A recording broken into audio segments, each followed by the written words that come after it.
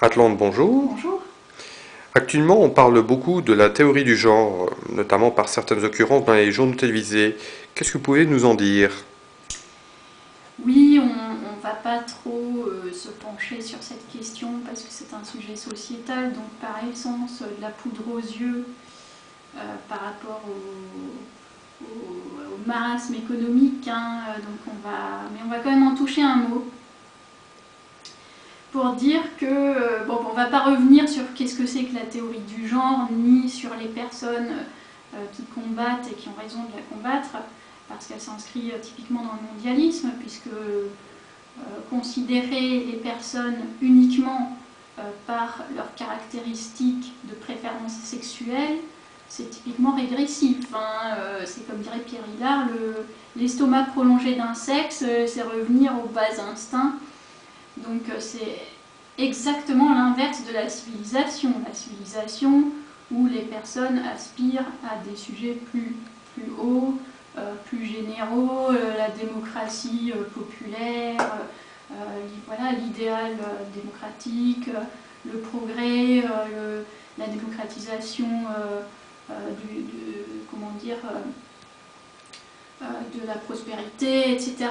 Donc complètement, là on est complètement en régression et les chantres de la théorie du genre, c'est ça en fait que je voudrais dire, c'est que les chantres de la théorie du genre qui passent à la télé sans arrêt, hein, il y a même Raphaël Enthoven, les Caroline Fourest, etc., donc les philosophes autoproclamés et autres analystes, spécialistes de ci ou de ça, se foutent littéralement de la gueule du monde. Parce qu'eux-mêmes ne croient pas à ce qu'ils disent.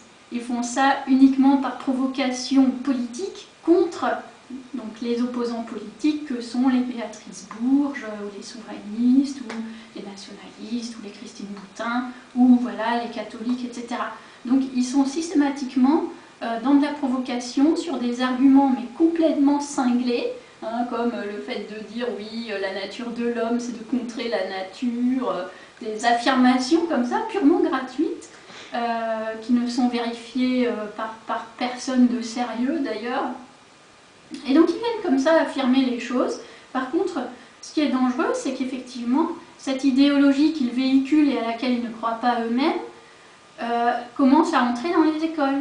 Alors les parents ont raison de retirer leurs gosses des écoles, c'est évident, mais ça change rien au schmilblick, hein, c'est-à-dire à terme on veut effectivement rééduquer l'humain, mais dans le sens mondialiste, hein, c'est-à-dire qu'ils deviennent apatrides, qu'ils soient surtout préoccupés par leur sexualité, qui suis-je, un homme, une femme, etc.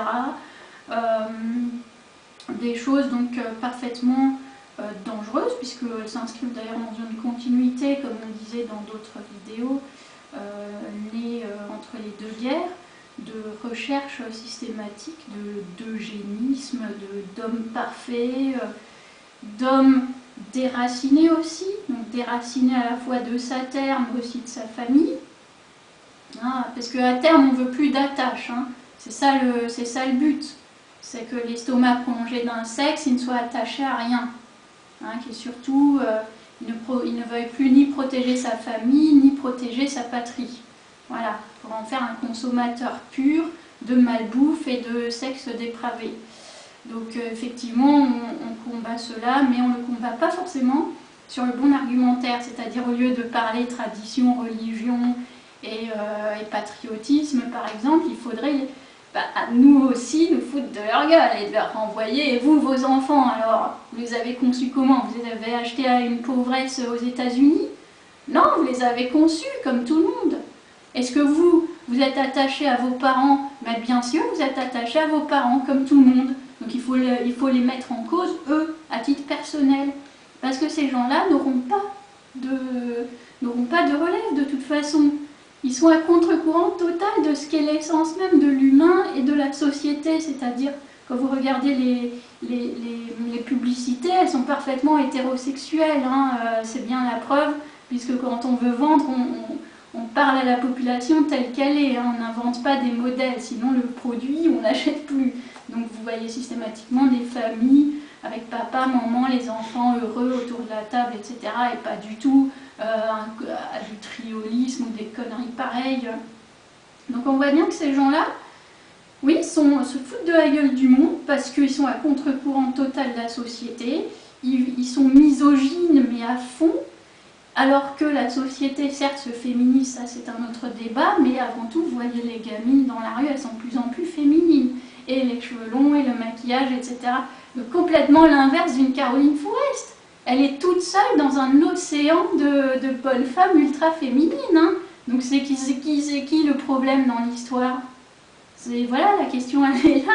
Vous croyez que les gamines de lycée, elles écoutent Caroline Fourest, elles ne savent même pas qui c'est.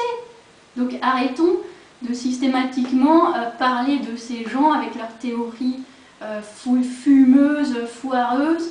Ces gens-là n'ont aucun avenir. Et en plus, ils se foutent doublement de la gueule du monde, puisque on voit bien qu'en France, il y a énormément d'immigrés, ces immigrés qui ne sont pas du tout occidentaux, qui sont, comme on dirait, des halogènes. Donc ces gens-là sont sur des valeurs ultra traditionnelles de famille, d'enfants, ils ne prennent pas de contraception, etc. Et à la télé, vous voyez des Enthoven, des Fourest et d'autres vous parler « Oh, mais je suis un homme dans un corps de femme », des conneries pareilles. Vous croyez que le Moldave qui est dans le tram, qui ne sait pas quoi faire de ses journées, il en a quelque chose à foutre de ça. Et on veut l'assimiler. On veut l'assimiler avec des conneries de théories fumeuses. Mais qu'est-ce que c'est que ces conneries, quoi? Il faut absolument arrêter de parler à ces gens, arrêter de leur donner de l'importance, il faut les laisser parler à la télé, mais il faut avancer nous-mêmes avec nos propres valeurs, parce qu'eux, ils sont dans l'anti-valeur, nous, on est sur des valeurs, la famille, les proches. Dans le marasme économique, on voit que le vrai pilier auquel se raccrochent les gens, c'est la famille. Donc voilà, laissons parler ces fous furieux, comme dit. Ils se font plein de fric encore, mais bientôt ce sera terminé. Donc voilà.